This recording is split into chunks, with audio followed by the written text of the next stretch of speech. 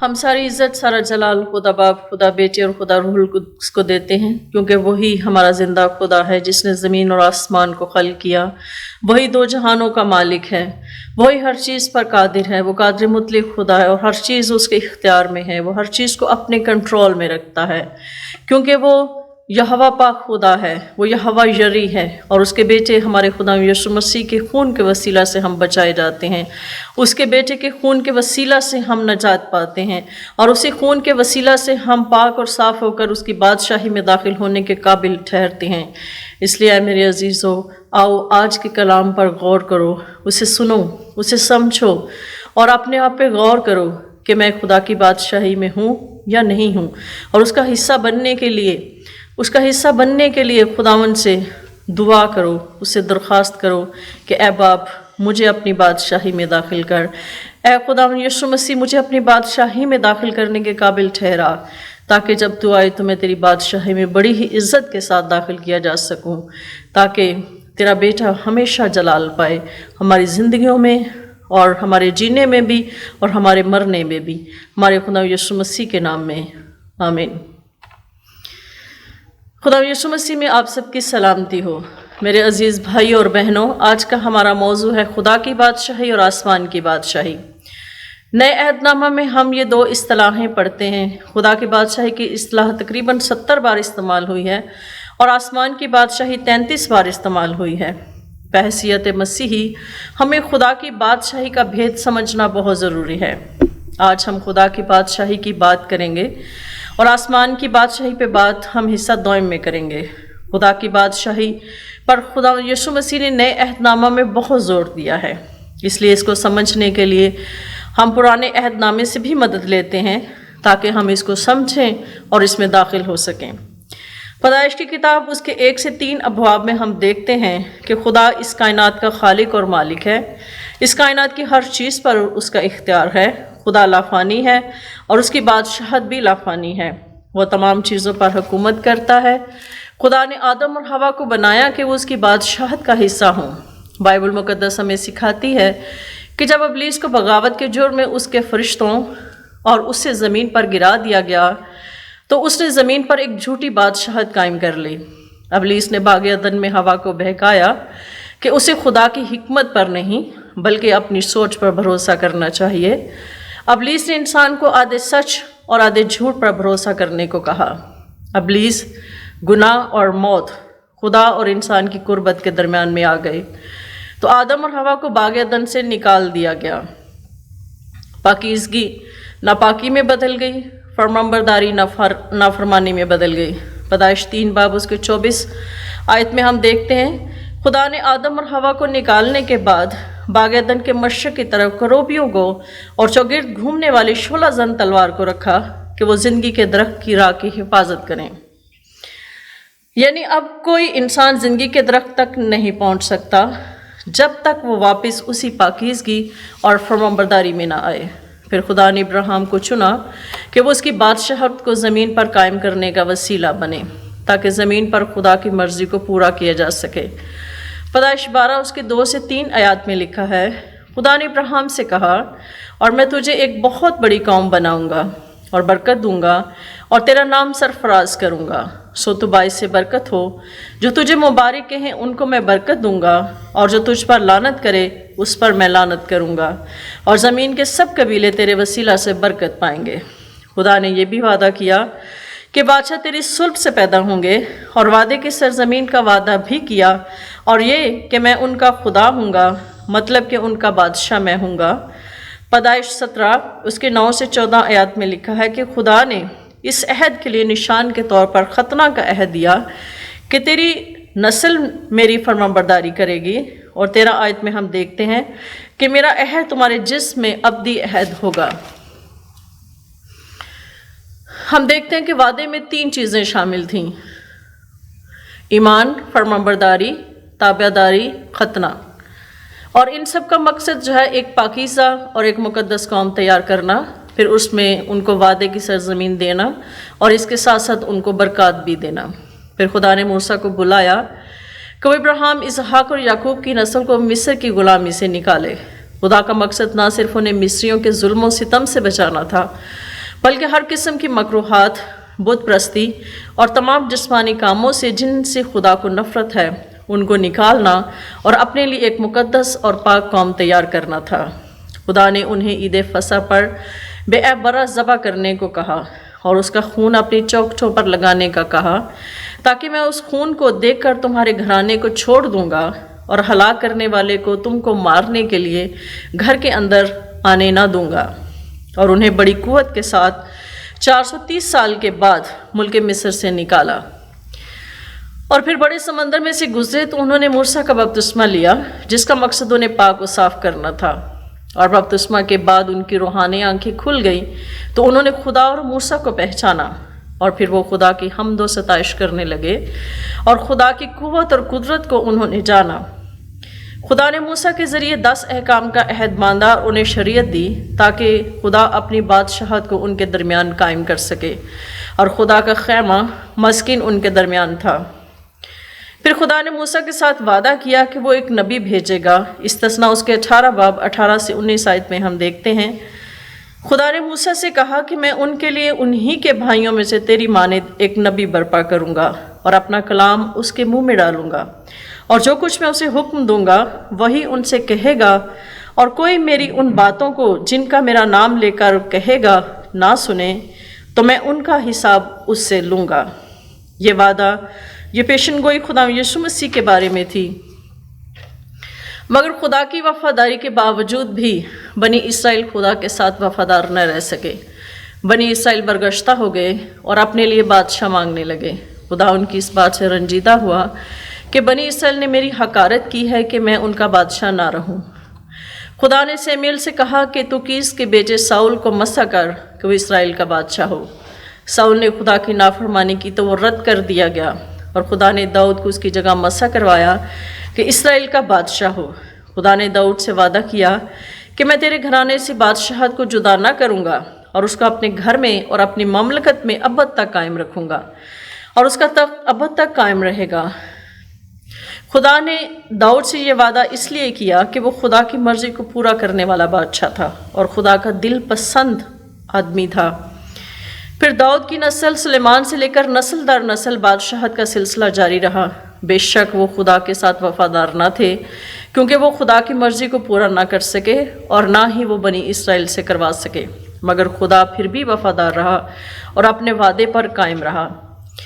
اور اپنے وعدے کے مطابق اس نے ایک لڑکا بھیجا، جیسے کہ یسایہ نبی نے پیشن گوئی کی۔ یسایہ 11 باب اس کی 1 آیت میں ہم دیکھتے ہیں، اور یسی کے یعنی داؤد کی نسل سے ایک کونپل نکلے گی اور اس کی جڑوں سے ایک بار آور شاخ پیدا ہوگی۔ یسایہ 7 باب اس کی 19 آیت میں لکھا ہے، لیکن خداوند آپ تم کو ایک نشان بخشے گا، دیکھو ایک کنواری حاملہ ہوگی اور بیٹا پیدا ہوگا، اور وہ اس کا نام ایمانویل رکھے گی، جس کا ترجمہ خدا ہمارے ساتھ۔ یسایہ 19 باب اس کی 6 سے 7 آیات میں ہم دیکھتے ہیں، اس لیے ہمارے لیے ایک لڑکا تولد ہوا اور ہم کو ایک بیٹا بخشا گیا، اور سلطنت اس کے کندھے پر ہوگی، اور اس کا نام عجیب، مشیر، خدا قادر، ابدیت کا باپ، سلامتی کا شہزادہ ہوگا۔ اس کی سلطنت کے اقبال اور سلامتی کی کچھ انتہا نہ ہوگی۔ وہ داؤد کے تخت اور اس کی مملکت پر آج سے ابد تک حکمران رہے گا، اور عدالت اور صداقت سے اسے قیام بخشے گا۔ رب الافواج کی غیوری یہ کرے گی۔ لوکا 1 باب 32 آیت میں ہم دیکھتے ہیں کہ جب جبرائیل فرشتہ نے مقدسہ مریم کے پاس آ کر کہا، اور اس نے مقدسہ مریم سے کہا کہ وہ بزرگ ہوگا اور خدا تعالیٰ کا بیٹا کہلائے گا، اور خدا اس کے باپ داؤد کا تخت اسے دے گا، اور اس کا نام ایمانویل یعنی خدا ہمارے ساتھ یا خدا ہمارے درمیان۔ اس کا مطلب یہ ہے کہ اب خدا خود بیٹے کی شکل میں زمین پر آ گیا کہ زمین پر اپنی بادشاہی کو اور اپنی مرضی کو وہ پورا کر سکے۔ خدا کی بادشاہی سے پہلے خدا نے یوحنا اصطباغی کو بھیجا کہ وہ توبہ کی منادی سے خدا کے لیے ایک مستعد قوم تیار کرے۔ یوحنا نے اپنی منادی میں کہا کہ توبہ کرو، کیونکہ خدا کی بادشاہی نزدیک آ گئی ہے، اور سب سے بڑھ کر یہ کہ اس نے خدا یسوع مسیح کی گواہی دی۔ اور 8 نمبر آیت میں وہ کہتا ہے، پس توبہ کے موافق پھل لاؤ۔ متی 3 باب اس کی 8 آیت میں اور 11 آیت میں وہ کہتا ہے میں نے تو تم کو توبہ کے لیے پانی سے بپتسمہ دیا، لیکن جو میرے بعد آتا ہے وہ مجھ سے زوراور ہے، میں اس کی جوتیاں اٹھانے کے لائق نہیں، وہ تم کو روح القدس سے اور آگ سے بپتسمہ دے گا۔ خدا یسوع مسیح نے اپنی منادی کا آغاز کرنے سے پہلے یوحنا سے پانی کا بپتسمہ لیا، اور روح القدس کبوتر کی مانند خدا یسوع مسیح پر آ کر ٹھہر گیا، اور خدا یسوع مسیح نے یہ کہا کہ ہمیں ساری راست بازی کو پورا کرنا مناسب ہے۔ یوحنا کے پکڑوائے جانے کے بعد جب خدا یسوع مسیح نے اپنی منادی شروع کی تو مرکز 1 باب اس کی 14 سے 15 آیات میں ہم دیکھتے ہیں اب وقت پورا ہو گیا ہے اور خدا کی بادشاہی نزدیک آ گئی ہے، توبہ کرو اور خوشخبری پر ایمان لاؤ۔ کرسچن تھیالوجی اور بائبل تھیالوجی میں خدا کی بادشاہی بہت اہم ہے۔ خدا یسوع مسیح نے مبارک وادیوں میں غم زدہ، حلیم، دل کے غریب، راست بازی کے بھوکے، رحم دل، پاک دل اور صلح پسند لوگوں کو خوشخبری دی ہے کہ وہ خدا کی بادشاہی میں داخل ہوں گے، اور وہ سب لوگ جو اس زمین پر راست بازی کے سبب سے دکھ اٹھاتے ہیں اور لعن طعن سہتے ہیں، خدا کی بادشاہی میں ان کے لیے بڑا اجر ہے۔ خدا یسوع مسیح نے بادشاہ ہوتے ہوئے سب سے پہلا جو کام کیا وہ ہمارے لیے نجات اور مخلصی کا دروازہ کھولا اور اسے ہمارے لیے آسان کر دیا، کیونکہ کفارہ کے لیے جو بیلوں اور بکروں اور بچڑوں کا جو خون بہایا جاتا تھا اس میں وہ اتنی قوت نہیں تھی کہ وہ ہمیں پاک اور صاف کر سکتے یا ہمارے گناہوں سے ہمیں چھٹکارا دلا سکتے۔ اس لیے خدا یسوع مسیح کا پاک اور ازلی خون ہمیں پاک اور صاف کرتا ہے اور مخلصی کے لیے تیار کرتا ہے۔ پہلا پترس 2 باب اس کی 24 آیت میں لکھا ہے وہ آپ ہمارے گناہوں کو اپنے بدن پر لیے ہوئے صلیب پر چڑھ گیا تاکہ ہم گناہوں کے اعتبار سے مر کر راست بازی کے اعتبار سے جئیں، اور اسی کے مار کھانے سے تم نے شفا پائی۔ کلسیوں 2 باب اس کے 7 سے 11 آیت میں لکھا ہے یسوع مسیح حالانکہ خدا تھا مگر اس نے خدا کے برابر ہونے کو مناسب نہ سمجھا، بلکہ اپنے آپ کو خالی کر دیا اور خادم کی صورت اختیار کی اور انسانوں کا مشابہ ہو گیا اور انسانی شکل میں ظاہر ہو کر اپنے آپ کو پست کر دیا اور یہاں تک فرمانبردار رہا کہ موت بلکہ صلیبی موت گوارا کی۔ اسی واسطے خدا نے بھی اسے بہت سربلند کیا اور اسے وہ نام بخشا جو سب ناموں سے اعلیٰ ہے، تاکہ یسوع کے نام پر ہر گھٹنا جھکے، خواہ آسمانیوں کا ہو، خواہ زمینیوں کا، خواہ ان کا جو زمین کے نیچے ہیں، اور خدا باپ کے جلال کے لیے ہر ایک زبان اقرار کرے کہ یسوع مسیح خداوند ہے۔ آئیے اب ہم دیکھتے ہیں کہ خدا کی بادشاہی کیا ہے۔ خدا یسوع مسیح نے کہا سب سے اہم بات یہ ہے کہ سب سے پہلے ہم خدا کی بادشاہی کی تلاش کریں۔ متی 6 باب 33 آیت میں لکھا ہے بلکہ تم پہلے اس کی بادشاہی اور اس کی راست بازی کی تلاش کرو تو یہ سب چیزیں بھی تم کو مل جائیں گی۔ مرکز 10 باب اس کی 15 آیت میں خدا کی بادشاہی کو بچے کی مانند قبول کرو، مطلب بغیر کسی سوال و جواب کے، بغیر کسی شک و شبے کے، بڑی حلیمگی اور عاجزی سے خدا کی بادشاہی کو قبول کرو۔ لوکا 17 باب اس کے 20 سے 21 آیات میں لکھا ہے جب فریسیوں نے پوچھا کہ خدا کی بادشاہی کب آئے گی تو اس نے جواب میں ان سے کہا کہ خدا کی بادشاہی ظاہری طور پر نہ آئے گی اور لوگ یہ نہ کہیں گے کہ دیکھو یہاں ہے یا وہاں ہے، کیونکہ دیکھو خدا کی بادشاہی تمہارے درمیان ہے۔ ان آیات سے ظاہر ہے کہ خدا کی بادشاہی ابھی فزیکل نہیں ہے کہ جو نظر آئے کہ یہ یہاں ہے یا وہاں ہے، بلکہ یہ خدا کی بادشاہی ہمارے درمیان ہے، اور یہ خدا یسوع مسیح کے آسمان پر جانے کے بعد اور اس کی دوسری آمد تک یہ زمین پر ایک روحانی بادشاہت ہے، اور جس میں ہم خدا کے فضل سے داخل ہوتے ہیں، ہم خدا یسوع مسیح پر ایمان کے وسیلے سے داخل ہوتے ہیں۔ یوحنا 1 باب اس کی 12 آیت میں لکھا ہے لیکن جتنوں نے اسے قبول کیا اس نے انہیں خدا کے فرزند بننے کا حق بخشا، یعنی انہیں جو اس کے نام پر ایمان لاتے ہیں، وہ نہ خون سے، نہ جسم کی خواہش سے، نہ انسان کے ارادہ سے، بلکہ خدا سے پیدا ہوئے ہیں۔ یعنی خدا کا فضل ہمیں روحانی پیدائش میں مدد دیتا ہے۔ اس کے لیے ہم دیکھتے ہیں کہ ایمان، توبہ اور بپتسمہ یہ تینوں ایک دوسرے کے ساتھ جڑے ہیں۔ یوحنا 3 باب اس کی 3 اور 5 آیت میں لکھا ہے یسوع نے جواب میں اس سے کہا میں تجھ سے سچ کہتا ہوں کہ جب تک کوئی نئے سرے سے پیدا نہ ہو وہ خدا کی بادشاہی کو دیکھ نہیں سکتا۔ 5 آیت میں لکھا ہے کہ یسوع نے جواب دیا کہ میں تجھ سے سچ کہتا ہوں جب تک کوئی آدمی پانی اور روح سے پیدا نہ ہو وہ خدا کی بادشاہی میں داخل نہیں ہو سکتا۔ پالوس رسول اس بھید کو بڑے اچھے طریقے سے بیان کرتا ہے۔ رومیو 10 باب اس کی 9 سے 10 آیت میں لکھا ہے، اگر تو اپنی زبان سے یسوع کے خداوند ہونے کا اقرار کرے اور اپنے دل سے ایمان لائے کہ خدا نے اسے مردوں میں سے جلایا تو نجات پائے گا، کیونکہ راست بازی کے لیے ایمان لانا دل سے ہوتا ہے اور نجات کے لیے اقرار منہ سے کیا جاتا ہے۔ سب کو ایمان، توبہ اور بپتسمہ لینا ضروری ہے، کیونکہ رومیو 3 باب اس کی 23 آیت میں لکھا ہے، اس لیے کہ سب نے گناہ کیا اور خدا کے جلال سے محروم ہیں۔ تمام بنی نوع انسان گنہگار ہیں اور ہر ایک کو نجات کی ضرورت ہے۔ اب ہم دیکھتے ہیں ہمیں کس پر ایمان لانا چاہیے، یا خوشخبری پر ایمان کا کیا مطلب ہے۔ پہلا کرنتھیوں اس کے 15 باب اس کی 3 آیت میں لکھا ہے، چنانچہ میں نے سب سے پہلے تم کو وہی بات پہنچا دی جو مجھے پہنچی تھی کہ مسیح کتاب مقدس کے مطابق ہمارے گناہوں کے لیے موا اور دفن ہوا اور تیسرے دن کتاب مقدس کے مطابق جی اٹھا۔ پالوس رسول کے مطابق خوشخبری پر ایمان لانا ضروری ہے، اس لیے وہ بار بار کتاب مقدس کا ذکر کرتا ہے کہ یہ بات سچ ہے اور اس میں جھوٹ نہیں۔ خدا یسوع مسیح نے جس خوشخبری پر ایمان لانے کو کہا تھا وہ یہی ہے کہ ہم اس خوشخبری پر ایمان رکھیں اور اس کا اقرار زبان سے بھی کریں اور بپتسمہ کے ذریعے بھی کریں۔ پالوس رسول رومیو 2 باب اس کی 16 آیت میں یہ کہتا ہے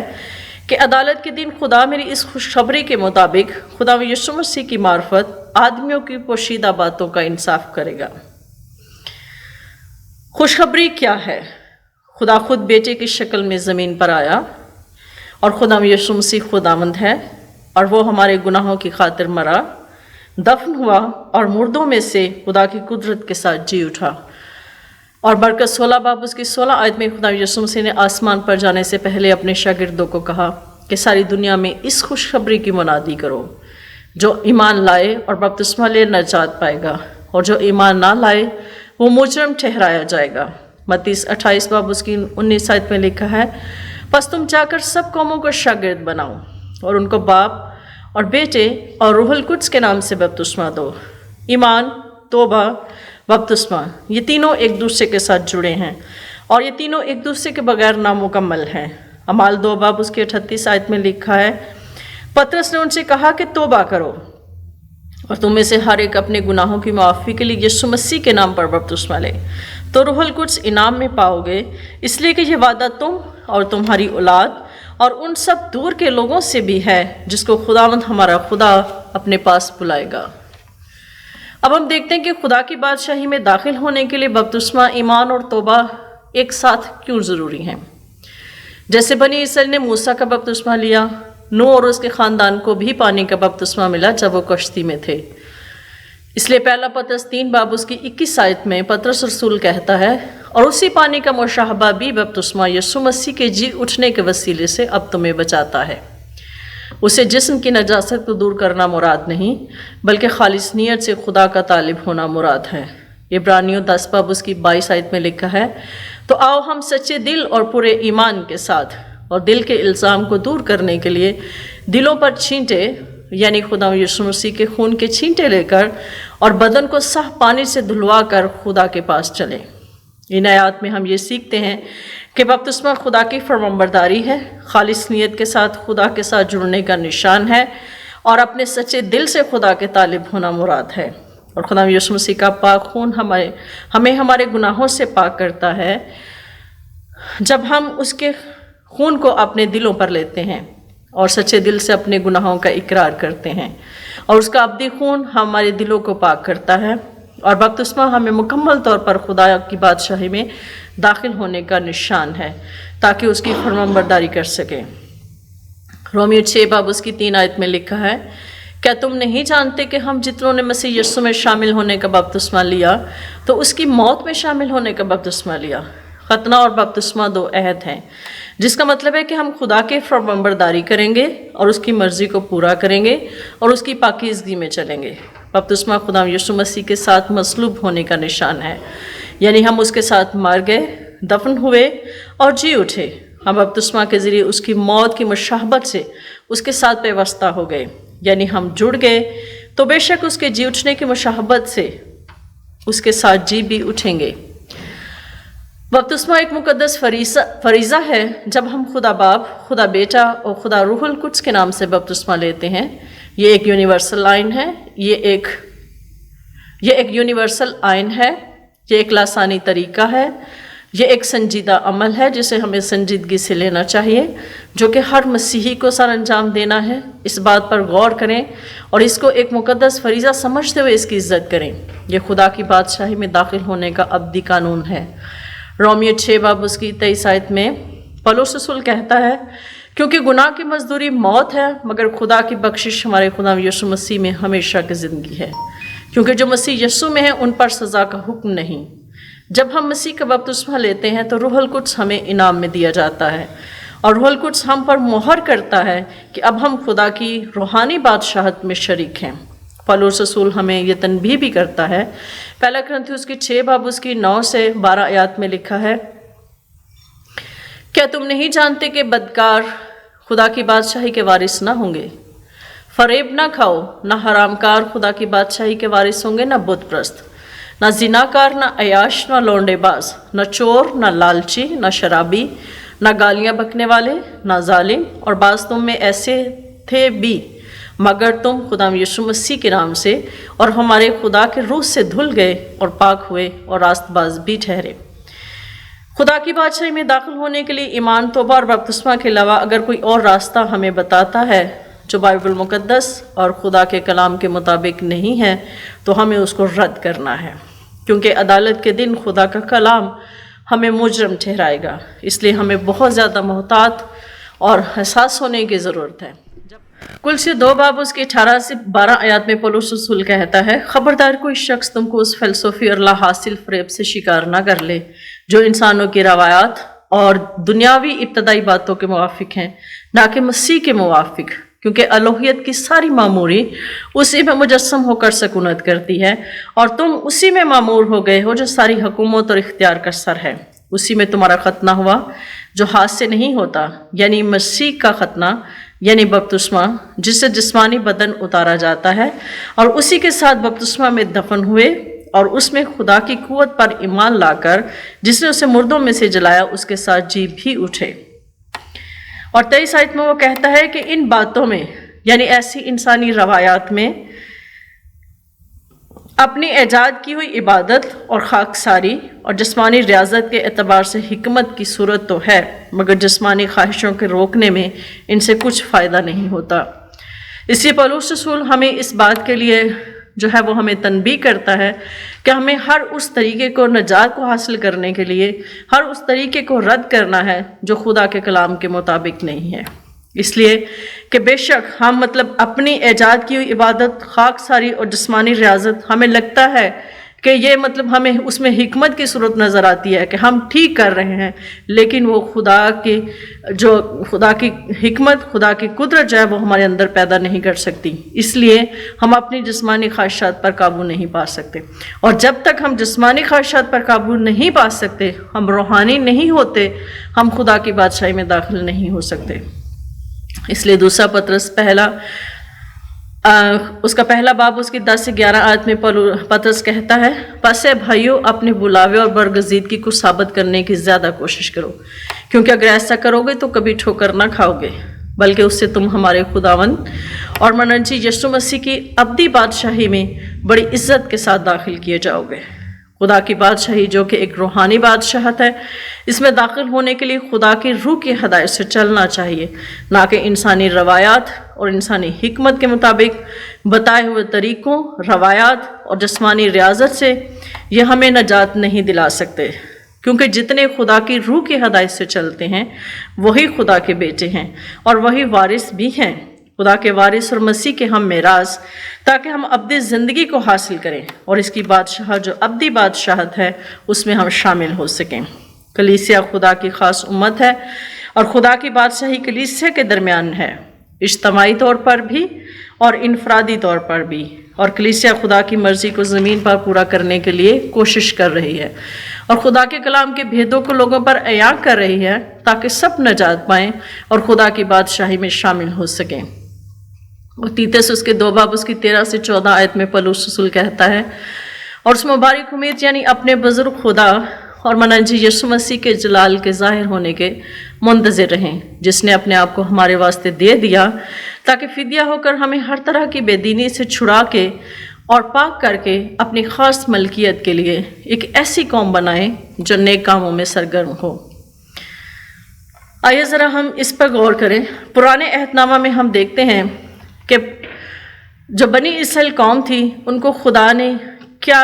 ان کو احکامات دیے۔ ہم اس میں دیکھتے ہیں کہ جب باپ ابراہیم کو خدا نے بلایا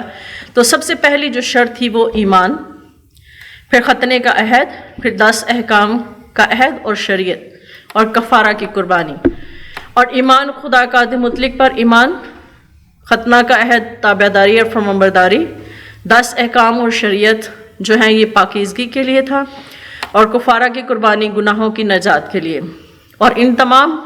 عہد اور وعدوں کا کیا مقصد تھا کہ انہیں ایک مقدس قوم بنانا اور انہیں وعدے کی سرزمین دینا اور انہیں برکات دینا۔ اسی طرح سے ہم نئے عہد نامہ میں دیکھتے ہیں کہ ایمان یعنی خدا یسوع مسیح پر ہمارا ایمان کہ وہ ہمارا خداوند ہے اور وہ ہمارے گناہوں کی خاطر مرا، پھر بپتسمہ کا عہد، ہمیں اپنے گناہوں سے توبہ اور اس کی خاطر اپنے آپ کو مارنا ہے یعنی جسمانی طور پر مارنا ہے، اور پھر ہمیں پاک روح کا بپتسمہ ملتا ہے جس میں ہمیں یہ ہوتا ہے کہ ہم ایک مقدس قوم یعنی ایک مقدس کلیسیا بنتے ہیں، اور پھر ہمیں اس کے لیے وعدہ ہے کہ ہمیں وعدے کی سرزمین یعنی ہمیں ابدی میراث ملے گی، ہم خداوند کے اس آرام میں داخل ہونے کے قابل ہوتے ہیں، اور پھر ہمیں برکات ملتی ہیں، خوشی، اطمینان، تسلی، شادمانی، اور بادشاہت میں ہمیں عہدے ملتے ہیں۔ اس لیے ہمیں اس پر غور کرنا چاہیے۔ باقی ہم آسمان کی بادشاہی پر حصہ دوئم میں بات کریں گے۔ خداوند آپ سب کو برکت دے۔ آئیے دعا کریں۔ خدا قدوس رب الافواج، میں تیری شکر گزاری کرتی ہوں اس کلام کے لیے، ان بھیدوں کے لیے خداوند، اور تیرے پاک روح کی میں تیری شکر گزار ہوں پاک روح کہ تو نے اتنے بھید خداوند مجھ پر کھولے ہیں، کیونکہ تو ہی حکمت والا خدا ہے، تو ہی حکمت رکھتا ہے، اور تیری حکمت سب سے اعلیٰ اور افضل ہے جو ہمیں ہر اس جھوٹ سے ہمیں نکالتی ہے، ہمیں اس آدھے سچ اور جھوٹ کو ماننے سے ہمیں نکالتی ہے، تاکہ ہم کسی کے فریب میں نہ آ سکیں، تاکہ ہم کسی کے جھوٹ میں نہ آ سکیں، بلکہ خداوند ہم اس سچے اور زندہ کلام کو پہچانیں، اس کے بھیدوں کو پہچانیں، تاکہ ہم صاف نیت کے ساتھ، خالص نیت کے ساتھ خدا کی بادشاہی میں داخل ہو سکے۔ پاک روح میں تیری شکر گزاری کرتی ہوں، اور پاک روح میں ان تمام لوگوں کے لیے بھی تجھ سے منت کرتی ہوں کہ جو اس کلام کو سنیں، ان کے دلوں کو کھولنا، ان کے ذہنوں کو کھولنا، ان کی روحانی آنکھوں کو کھولنا خداوند، تاکہ وہ تیری بادشاہی میں کاملیت کے ساتھ اور بڑی عزت کے ساتھ داخل کیے جا سکیں، کیونکہ تیرا کلام ہی ہمیں مجرم ٹھہرائے گا، کیونکہ تیرا کلام جو تو نے کہہ دیا ہے وہ ٹل نہیں سکتا۔ اس لیے جو کچھ تیرے کلام میں لکھا ہے وہی افضل ہے، جو کچھ تیرا کلام ہے وہی اولین ہے، اور اس سے بڑھ کر اور کوئی چیز نہیں۔ ہمارے خدا یسوع مسیح کے نام میں سب اس کلام کے وسیلہ سے برکت پائیں اور اپنی نجات کو حاصل کریں۔ آمین۔